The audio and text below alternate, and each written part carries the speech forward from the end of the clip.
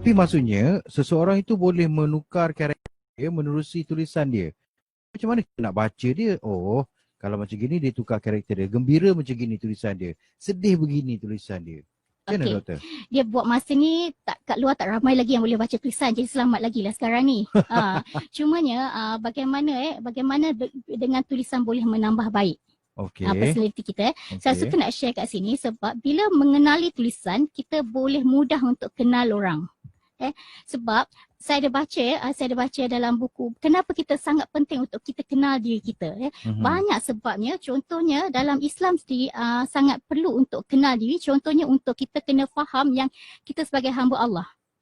Hamba Allah penuh khilaf, tidak sempurna. Jadi tulisan kita, walaupun saya mengajar tulisan tangan, analisis, tetapi saya sendiri tak sempurna. Saya pun ada khilaf saya sendiri. Juga kita kena faham orang lain, masyarakat, juga keliling pasangan, dan juga kita kena faham potensi diri kita bagaimana, apa kekuatan kita, kelemahan kita, dan kita kena syukur dengan apa yang ada. Jadi bila mana kita nak menambah baik, sebab kena ingat kita dijadikan di muka bumi ini dengan dua sebab. Pertama adalah untuk menjadi abdinya, dan kedua untuk menjadi khalifah. Nak jadi khalifah, maksud khalifah adalah pemimpin.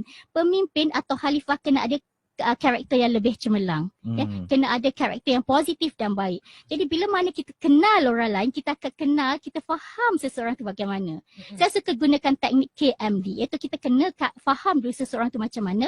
Bila kita faham, kita kena belajar untuk doakan dia. Kita kena belajar untuk maafkan dia. Maaf ini adalah teknik positive thinking. Kita kena belajar untuk maafkan dia sebab baru kita kenal, sebab kita kena faham yang perangai tu bukan dia yang minta. Keras kepala, degil tu bukan dia yang minta, Allah yang bagi. Jadi kita kena kenal dia dulu. Bila kenal baru kita boleh maafkan dia, dan bila kita dah faham dan maafkan, kita doakan dia. Bila ada 3 teknik ni, 3 KMD, dia akan jadi ke arah yang lain. Dia akan menjadikan hidup kita, jadikan kita lebih faham. Bila faham, kita akan ada rasa empati. Kan kita faham orang lain, kita ada rasa empati. Dan bila akan ada empati, akan lahirlah rasa dan sayang. Kenapa lahir kasih dan sayang sangat penting? Sebab kita kena ingat yang kita semuanya adalah umat Nabi Muhammad. Bila mana saya pandang Cik Raifah, saya kena ada perasaan kasih dan sayang sebagai saudara sesama Islam. Cik Ammar juga, walaupun lelaki tapi bukan kasih dan sayang itu, tapi ini kasih dan sayang sebagai kita sesama ummah. Sebab kena kenal bagaimana Nabi Muhammad SAW sebelum wafat. Umati. Tapi bila kita zaman sekarang ni, kita lupa yang kita perlu berkasih sayang sesama umat. Jadi sebab tu sangat penting untuk kita kenal seseorang itu. Jadi teknik yang saya rasa bila teknik tulisan tangan ni adalah teknik satu ilmu Allah.